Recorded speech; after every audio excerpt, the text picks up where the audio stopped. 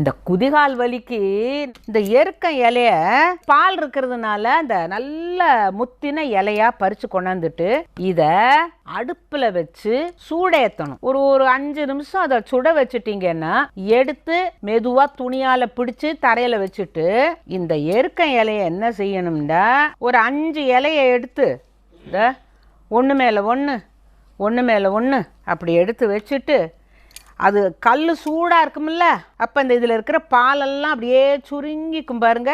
இதுதான் குதிகால்னு வச்சுப்போமே. இப்படி வைக்கணும். ஆத்தாடி சுடும். இப்படி வச்சுட்டு அப்புறம் அந்த பாதத்தையும் இப்படியே வச்சு அமுக்கணும். அப்படியே ஒரு 5-10 நிமிஷம் இருக்கணும். கல் ஆறிடும். 2 நாளைக்கு செஞ்சால் போகிறோம்.